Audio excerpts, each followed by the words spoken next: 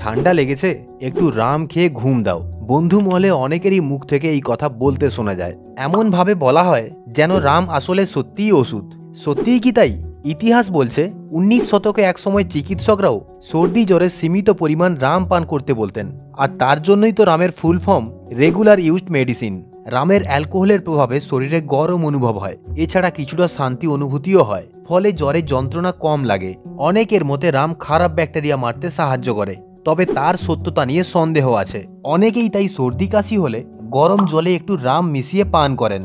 এতে সমসাময়িক হয়তো স্বস্তি মেলে, কিন্তু কোনো কিছুরই অতিরিক্ত ভালো নয়। রামের ক্ষেত্রেও তাই।